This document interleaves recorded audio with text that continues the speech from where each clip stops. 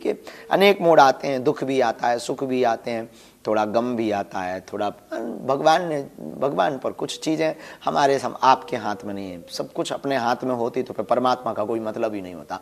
डॉक्टरों के भी हाथ में नहीं, जिन्हें धरती का भगवान कहते, वो भी एक बार फिर यही कह देते हैं अब तो आप प्रेयर करो, अब तो हमारे हाथ से बाहर हो गया है। तो सब चीज़ें सबके हाथ में नहीं होती हैं, कुछ चीज़ें उसके हाथ में होती हैं। तो उस परमात्मा के प्रति हम सबको समर्पित भाव से उसके स्मरण में जीवन जीना चाहिए और बहुत सरेंडर भाव में जीना चाहिए। तो बागेश्वर धाम बालाजी की अनुकंपा तो है ही है, आप पर भी बनी रहे, खूब मुस्कुराते रहो। आगे हम अभी होली उत्सव हम बागेश्वर धाम पे मनाएंगे, हम ठीक हैं और आनंदित हैं। इसके बाद में बागेश्वर धाम पर होली उत्सव मनाने के बाद हम आगामी कथा के लिए फिर जाएंगे। तो हम प्रश्नों को ले लेते हैं। टीम बैठी है, आप बोलो। गौरी, सीताराम, हम ठीक हैं गुरुजी। हिंदू गौरव है जी। गुरुजी सीताराम, घर पर गरुड़ पुराण को पढ़ सकते हैं?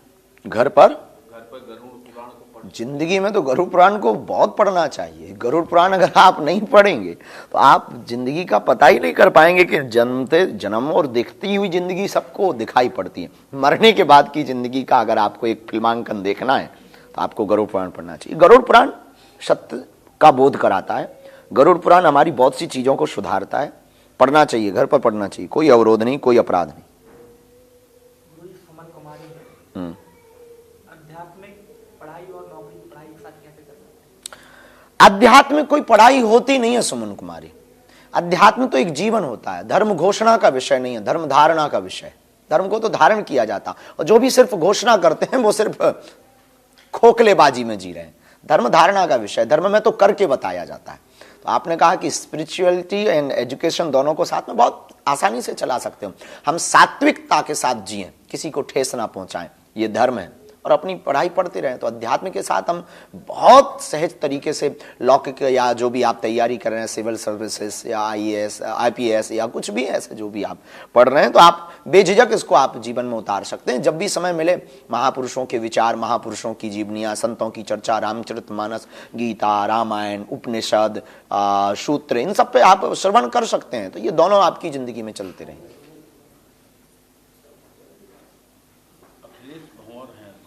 गुरुजी सीताराम, गुरुजी हमारे घर में अकाल मृत्यु का कारण बता दो। क्या नाम है आपका? इनका नाम है अखिलेश भंवरे। अखिलेश भंवरे। 3 कारण बहुत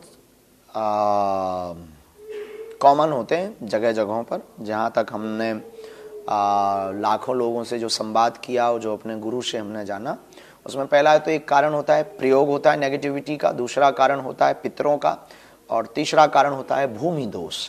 ये 3 कारणों से अकाल मृत्यु योग बनते हैं। और इनका पता कैसे करें कि तीनों में है कौन? तो बार बार स्वप्न में पूर्वजों का दिखाई देना, ये पितृ का लक्षण है। बार बार खाने में बाल निकलना, ये पितृ दोष का लक्षण है। और बार बार पूर्वजों का भोजन करते हुए दिखना, ये भी पितृ दोष का लक्षण है। और नेगेटिविटी के लिए तो घर में भयावह लगना, कुछ ऐसी चीज़ें, नकारात्मक चीज़ें जो नेगेटिविटी के अनुभव हैं, वो ये हैं अचानक से रात को चौंक जाना, कोई स्पर्श करना, सामान का फेंकना, या फिर दुर्गंध आना। नेगेटिविटी की सबसे बड़ी पहचान ये है कि अगर कोई बहुत दुर्गंध ऐसी आ रही, जैसे जलने वाली दुर्गंध आ रही, तो अब आप फिर समझ जाइए। उसका उपाय, इसका उपाय और दे दें। इसका उपाय ये है कि एक तो अर्जी भी लगा सकते हैं, दूसरा सन्यासी बाबा का जो 40 दिन की हवन का विधान है वो आप कर सकते हैं। हिंदू कंचन पाठक हैं। भारत हिंदू राष्ट्र बनाने के लिए भारत देश के प्रत्येक नागरिक का क्या दृष्टिकोण, क्या विचार होना चाहिए? कंचन, पहली बात तो भारत को हिंदू राष्ट्र बनाने के पहले हमें हिंदू राज्यों को बनाना पड़ेगा। हिंदू राज्यों को बनाने के पहले हमें हिंदू जिले बनाने पड़ेंगे। हिंदू जिलों को घोषित करने के पहले हमें हिंदू गांव बनाने पड़ेंगे। हिंदू गांवों को बनाने के पहले हमें हिंदू समाज बनाना पड़ेगा। हिंदू समाज बनाने के पहले हिंदू परिवारों में कट्टरता लानी पड़ेगी। हिंदू परिवारों में कट्टरता लाने के पहले खुद को हिंदू कट्टर बनना पड़ेगा, और ये भारत के प्रत्येक नागरिक को दायित्व निभाना पड़ेगा। फिर क्या दृष्टिकोण? खुद जागो, दूसरों को जगाओ। एक बहुत पुरानी कहावत है, चैन खड़ी करो। एक दूसरे से लिंक खड़ी करो। आप अपनी टीम बनाओ, उसके साथ में 10-50 लोगों को तैयार करो, अपने मित्रों से टीम बनवाओ, उनके साथ 10-50 लोग तैयार करो, धीरे धीरे कारवां जुड़ेगा, एक नई क्रांति खड़ी होगी। क्योंकि वर्तमान समय शांति का नहीं है, वर्तमान समय क्रांति का है। तो दृष्टिकोण यही रखना है कि हम जगें, दूसरों को जगाएं, हम अलर्ट रहें, दूसरों से सावधानी रखें। और आप नहीं भी रहोगे तो वो दिन दूर नहीं है कि जब आपकी आने वाली पीढ़ी त्रासित होगी, त्रस्त होगी और भारत गजवाई हिंद देख पाएगा। पर हम चाहते हैं ये देश गजवाई हिंद नहीं, भगवाई हिंद देखे। संजीवनी निगम है गुरुजी, अर्जी लगाने के बाद आप सपने में आते हैं। हम आते हैं, हम घर से बाहर नहीं निकलते। जरूरी है हमारे गुरुजी नौटंकी करते होंगे सन्यासी बाबा। तो कुछ नहीं, पेशी आप शुरू कर सकते हैं, शनिवार की या मंगलवार की, महीने में एक बार, 2 महीने में एक बार। कई लोगों के गुरुजी प्रश्न है कि वाचा जो सन्यासी बाबा की साधना दी है, वो वाचा पहले करना है या बाद? हाँ, सन्यासी बाबा की जो साधना ले रखी है आपने, सन्यासी बाबा की साधना में जो आपको वचन दिया गया वो वाचा, उस पद्धति में उसको वाचा कहते हैं, वो आपको प्रारंभ में करनी है और फिर बाद में भी करनी है। प्रारंभ में करके माला जप करना या हवन करना या ध्यान करना, इसके बाद में फिर बाद में करके विराम करना।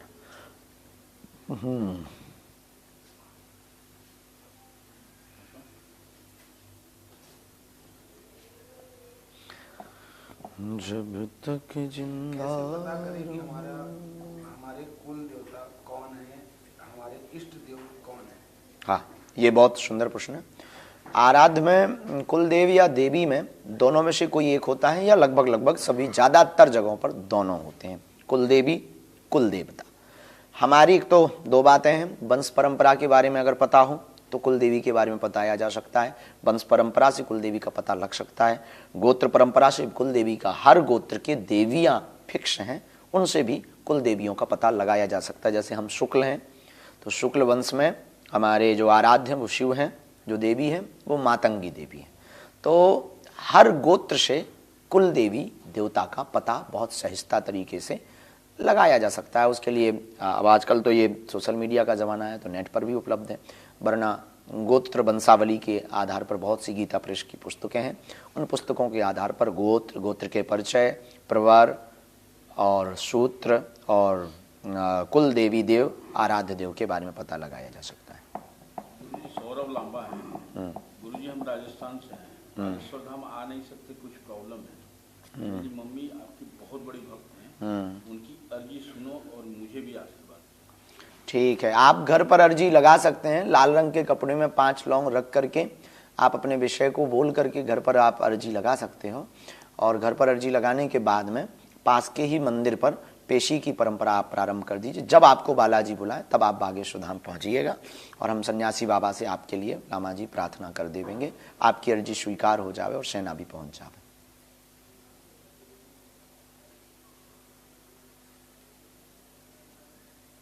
आशीष मिश्रा जी, ब्रह्मदेव की साधना बताइए, साधना के नियम क्या है?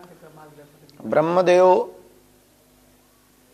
की साधना सोमवार के दिन होती है। सोमवार के दिन सफेद रंग के वस्त्र पहन करके जातक या साधक को पीपल के वृक्ष के नीचे या प्राण प्रतिष्ठित या दिए हुए स्थान पर ब्रह्मदेव के पहुंच करके दीप का प्रज्वलन करना है, धूप आदि को प्रज्वलित करना है, इसके बाद में जल चढ़ाना है, इसके बाद में अक्षत चंदन तिलक, इसके बाद में अक्षत के बाद में पुष्प के बाद में खड़ाऊ, मिट्टी का करवा मतलब मिट्टी का मटका छोटा सा, करवा, यज्ञोपवीत, पान का बीड़ा, 5 आहुति ब्रह्मदेव के नाम से, सफ़ेद रंग का झंडा, 5 प्रकार की मिठाई को किसी मिट्टी के पात्र में समर्पित करना है, जल से आचमन करना है, करवा में जल भरना है, हो सके तो दूध श्रद्धा या शक्ति अनुसार दुग्ध भर करके ब्रह्मदेव के नाम से, पूर्वज के नाम से आपको चढ़ाना है। चढ़ाने के बाद में खड़ाऊ में इत्र का लेपन करना है और एक रूमाल के ऊपर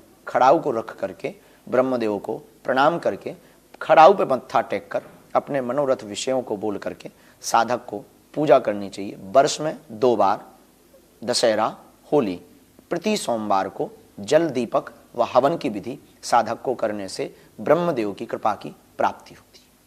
गुरुजी अंजनी राय हैं, गुरुजी मैं पढ़ाई में मन नहीं लगता है, कुछ हमें उपाय बताएं। बेटा मन तो अपना भी नहीं लगा, नहीं तो IAS IPS होते। मजाक कर रहे हैं। मन ना लगने के कारण खुद से जानना है, ये दूसरों से इसका उत्तर नहीं पाया जा सकता। मन क्यों नहीं लगता? विचलितता का कारण या तो आप बहुत ज्यादा चलचित्र देख रहे हैं, या बहुत ज्यादा आप लोगों की बातों को दिमाग में रख लेते हैं, या फिर आप किसी ऐसी परिस्थितियों में रह रहे हैं जहां आपके मन को या आपको बहुत ज्यादा टॉर्चर किया जाता है, जिससे आपके conscious mind and subconscious mind को बहुत दुष्प्रभाव पड़ रहा है। तो कॉन्शियस माइंड आपको दूसरे रास्ते पे ले जाता है। दूसरे रास्ते पे ले जाने तो एकाग्रता नहीं आती। कभी तुम देखना एकाग्रता कब आती है? अब ऐसे तर्क देने से कई लोगों को थोड़ा सा उल्टा लगेगा, पर बहुत बार ऐसा होता है। हम तो बचपन में खेल खेले हैं, तो एक खेल था लुका छुपी का। लुका छुपी के खेल में जब छिपना होता है तब फिर श्वास रोक करके भी रह जाते हैं कि श्वास भी ना निकल जाए ताकि सामने वाले को पता लग जाए। उसमें जो अलर्टनेस रहती है, सावधानी रहती है, बिल्ली के निकलने तक की, पत्ता के खड़बड़ाने तक की, वो बड़ी अद्भुत होती है। तो आप भी अगर अपने मन को लगाना चाहते हैं तो आपको ध्यान की तरफ जाना चाहिए। इंट्रोवर्ट यानी अंतर्मुखी आपको होना चाहिए। अंतर्मुखी होने के लिए 5 से 10 मिनट आप प्रातःकाल 20 मिनट कुछ भी ना सोचें, एक बंद अंधेरे कमरे में लेट जाएं या बैठ जाएं, टिक जाएं, आंखें बंद करें और सिर्फ अपनी श्वास को सुने। ऐसा प्रयोग आप अगर 40 से 50 दिन लगातार करते हैं, 20 मिनट का, 25 मिनट का, सिर्फ अपनी श्वास को सुनना है। श्वास अंदर गई और आई और कुछ भी नहीं, फ्लैट आपको रहना है। धीरे धीरे आप अपने मन को काबू तो नहीं कर सकते, पर मन की सवारी कर सकते हो। मन की सवारी करके आप एकाग्रता यानी एकाग्रता प्राप्त कर सकते हो। तो मन को पहले यह जानना है कि मन लग क्यों नहीं रहा। जानने के बाद में ये उपाय करना है, ये उपचार करना है कि लगेगा कैसे। गुरुजी श्रेया दुबे हैं। श्रेया दुबे क्या शनिवार या मंगलवार के अलावा बाकी दिनों में पेशी कर सकते हैं? हाँ कर सकते हैं, पर ज्यादा ठीक शनिवार मंगलवार रहेगा। शशि भूषण जी हैं, ये पूछ रहे हैं त्रिकाल संध्या क्या है, इसे कैसे किया जाता है, क्या इसे हर कोई कर सकता है, इसका क्या महत्व है? त्रिकाल संध्या गुरु द्वारा प्रदत्त या फिर किसी गुरुकुलम पद्धति में आप रहे होंगे तो शायद आपको पता होगा। त्रिकाल संध्या, तीनों कालों में संध्या करने की विधि को त्रिकाल संध्या कहते हैं, जिसे गुरु के द्वारा गायत्री मंत्र की साधना दी जाती है। प्रातः काल, दोपहर में और सायं काल, ये 3 समय पर करने की जाने वाली संध्या को त्रिकाल संध्या करते हैं, जिसमें गायत्री की उपासना की जाती है। साधक गुरु के द्वारा लिए हुए मंत्र से गायत्री की साधना करता है। आसन, प्राणायाम, पंचपात्र आदि रख करके प्राणायाम करने के बाद में साधक या अमुक विद्यार्थी या अमुक व्यक्ति इस साधना को साधता है। इसी को संध्या कहा जाता है। संध्या का मतलब होता है अपने आप को उस ब्रह्म से जोड़ना, उस तेज पुंज से जोड़ना जिसने समस्त संसार को बनाया हुआ है। उससे जोड़ने के संयोग के समय को, जैसे रात्रि और दिन का जाना और रात्रि के आने के मध्य की स्थिति को संध्या कहते हैं, वैसे ही मन को परमात्मा में विलय करने की स्थिति को संध्या कहते हैं। तो इसे त्रिकाल संध्या, 3 कालों की संध्या को त्रिकाल संध्या कहा जाता है।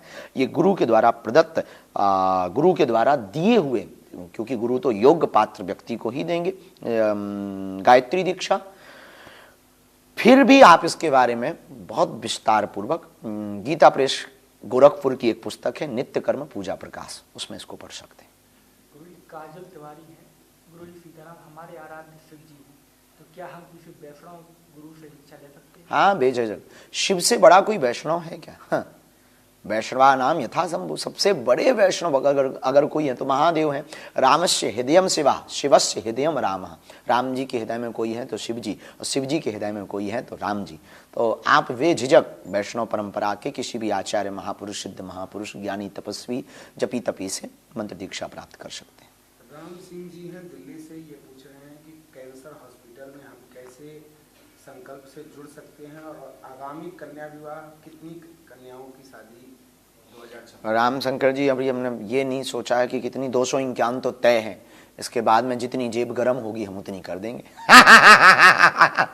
तो अभी तो इतना ही सोचा है, जितनी सामर्थ्यता आएगी बालाजी जितनी कृपा कर देंगे। अब कथाएं कर रहे हैं, अभी चूंकि लक्ष्य बड़ा है, कैंसर हॉस्पिटल को 2.5 साल में हमें बनाना है, 100 कमरे का वो पूरा प्रथम चरण हमें फर्स्ट फेज का पूरा करना है। तो उसमें आप जुड़ सकते हैं। आपकी अपनी निजी सामर्थ्यता, जो श्रद्धा आपको लगे उस अनुसार आप उसमें जुड़ सकते हैं। कक्ष के नाम पर भी और वैसे भी जैसा फिर आपको लगे आप अपने हिसाब से जुड़ सकते हैं। कन्या विवाह शिवरात्रि को तय है, 251 अभी तय है। बाद में सामर्थ्यता बढ़ने पर भगवान की फिर कृपा, बालाजी की फिर अनुकंपा तो और बढ़ा देंगे। साक्षी वर्मा है गुरु जी, हम हनुमान चालीसा कौन सा करें, पुराना वाला या जो सुधार किया गया है वो वाला? हाँ, पूज्यपाद जगतगुरु भगवान ने कुछ पंक्तियों पर सुधार किया। जैसे एक जगह है शंकर सुमन केसरी नंदन, उसको पूज्यपाद गुरुदेव भगवान ने कहा शंकर स्वयं केसरी नंदन। ओ गुरु निष्ठापूर्वक आपको जो उचित लगे वो कर सकते हैं, पर कई लोगों के मन में मन भेद हो जाता है, मतभेद हो जाता है। तो आप जो आपको दोनों ही उचित हैं, पूज्य गुरुदेव भगवान के मुख से निकले हुआ भी सिद्ध है और पूर्ववत तो सिद्ध है ही, उसको सिद्ध कहने की कोई बात नहीं। मेरे बागेश्वर धाम के नाम से है गुरुदेव प्रणाम। मेरा प्रश्न है, सूर्य उदय होने से पहले हनुमान जी का नाम जप करना सही है? हाँ, सूर्योदय कोई दोष नहीं है। सूर्योदय यहाँ नहीं होगा, अमेरिका में तो दिन होगा ना। भगवान को सूर्योदय या इससे कोई फर्क नहीं पड़ता। भगवान प्रेम में नेम और टेम होता नहीं है। जितना प्रेम हो बस उतने ही नेम टेम शून्य होते हैं। तो जब आपको याद आए तब भगवान की भक्ति करो। कोई ऐसा अपराध लगता नहीं है सूर्योदय सूर्यास्त का, अगर आप जीवन जीते हो ठीक है। बाकी तो गुरुदेव सौम्या द्विवेदी हैं, सीताराम गुरु जी, मैं भगवान का चित्र देखते हैं तो देखते किसी और भगवान का है, दिखते कोई और भगवान। एक कटोरी में गंगा जल रख करके 5 फूल लगी हुई लौंग आपको लेना है मिथिलेश जी। मिथिला ध्रुव बीज मंत्र है ओम बम बागेश्वराय वीर वीराय हुम फट स्वाहा। 108 बार बोल करके फूंक लगा करके लौंगों को बांध देना है। वो जल को आप 40 दिन तक यही प्रयोग करके, लौंग केवल एक दिन, बाकी प्रयोग आप जल का प्रतिदिन करेंगे। इसके बाद में हमें भरोसा है 30-35 दिन में ही बालाजी लीला कर देवेंगे माता जी के लिए आशीर्वाद।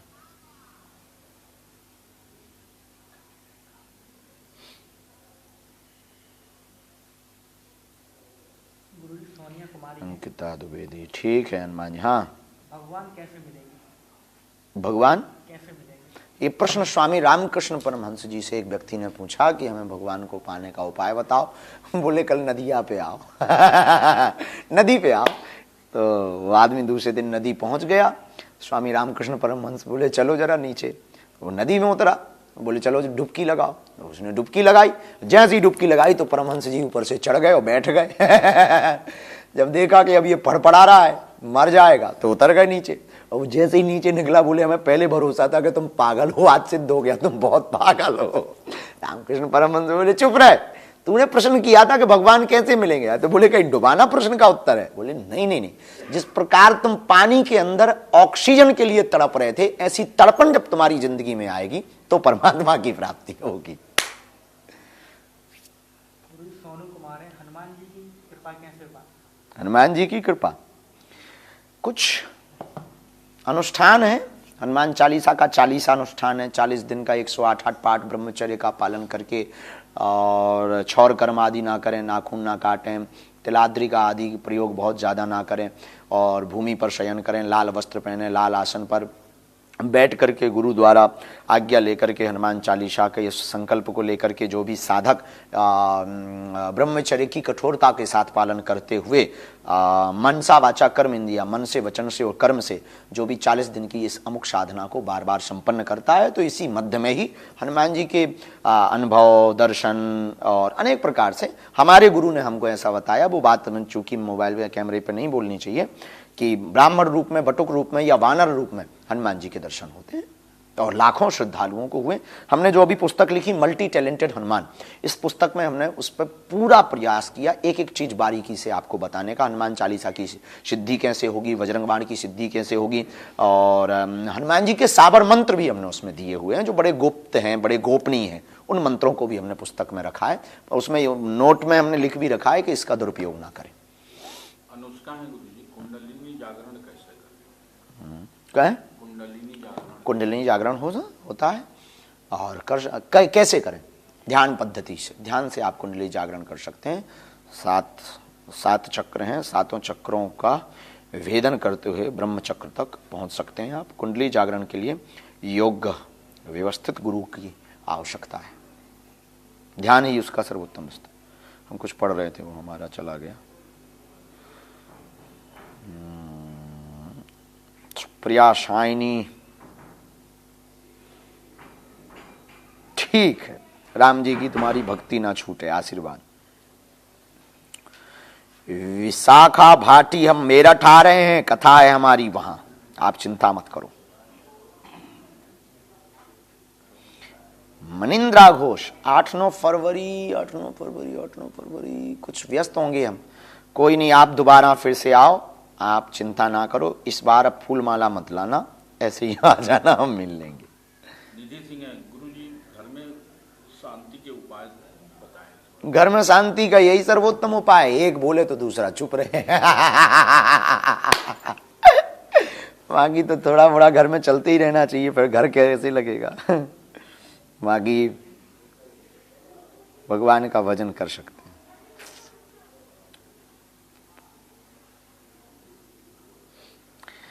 सनातनी सदुखन, हाँ हम बहुत थक गए हैं बेटा, सही कहा। ध्यान कम से कम 22 मिनट करना चाहिए, ये आपने पूछा है।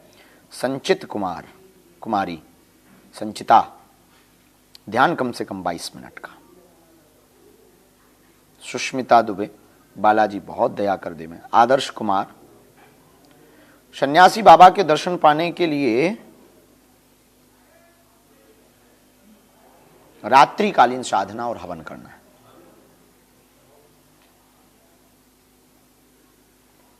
पंकज भट्ट, बालाजी कृपा करें।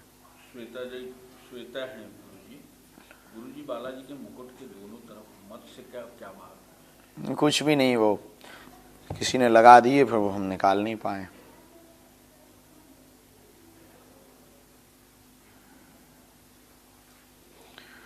श्लोचना, ठीक है। रोहित सोलंकी, पगला,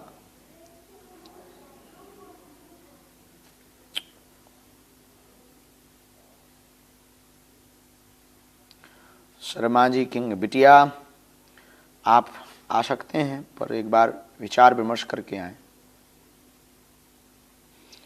वंदना, अगर पेशी नहीं कर पा रहे हैं तो घर बैठ करके बागेश्वर धाम के मंत्र का जप कर सकते हैं। अतुल शुक्ला है गुरुजी, बागेश्वर धाम शॉर्ट, ठीक है। तुम हमारे, हाँ अतुल शुक्ला का पूछो।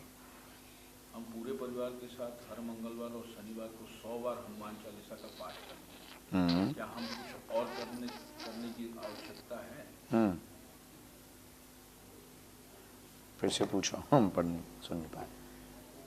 हम पूरे परिवार के साथ में, ये अतुल शुक्ला है गुरुजी, पूरे परिवार के साथ में शनिवार और मंगलवार को 100 बार हनुमान चालीसा का पाठ करते हैं।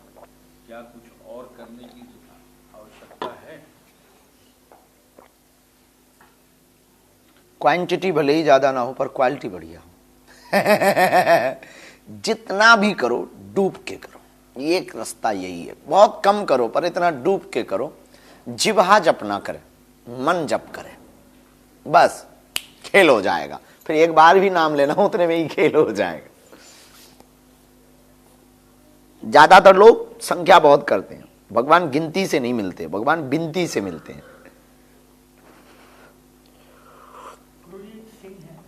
नया घर बने तो कौन सा पाठ करवाया जाए? वास्तु पूजन करवाएं और भगवान भूत भावन महादेव का महामृत्युंजय मंत्र का जप करवाएं।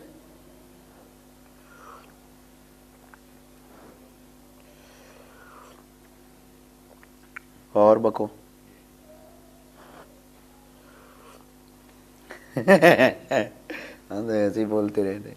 उन सबको चाय पिवा दो जी।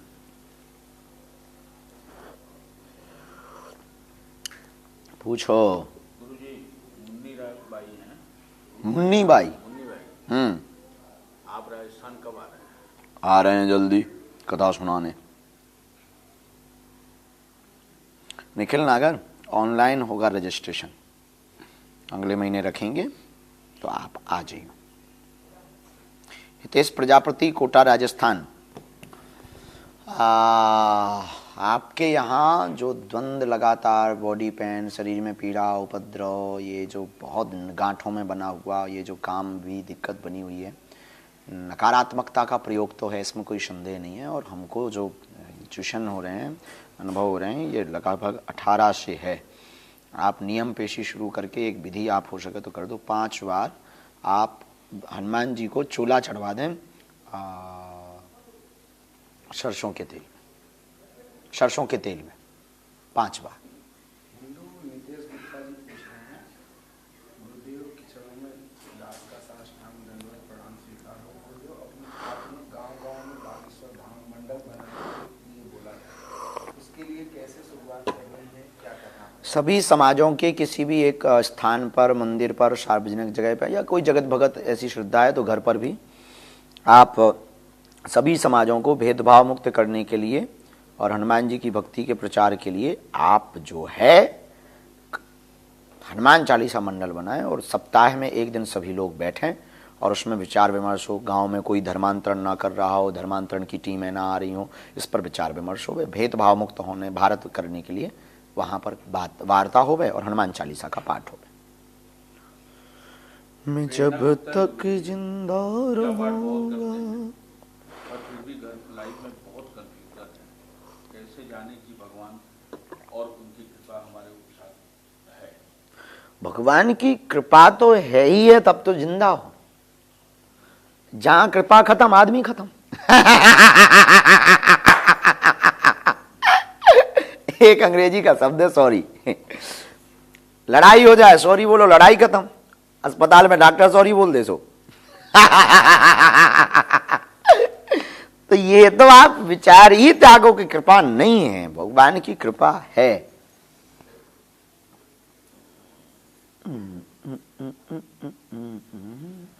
गुरुजी अनूप है, पंचमुखी हनुमान जी की पूजा घर पर कर सकते हैं क्या? हाँ, कर सकते हैं, कोई दोष नहीं। पंचमुखी हनुमान जी का विग्रह भी द्वार पर लगा सकते हैं। रिद्धि गर्ल, हाँ बिटिया, रोज हनुमान चालीसा पढ़ना चाहिए। मनीष सिंह, बालाजी ने चाहा तो बहुत अच्छा चलेगा। ये जो व्यापार में आपने एक कदम बढ़ाया है, खूब आशीर्वाद। हम आपको एक कवच भी देंगे, आपको जब लगे ऐसी बने। रुकमणी, भगवान करे आपको 19 तारीख को ज्वाइनिंग लेटर मिल जाए।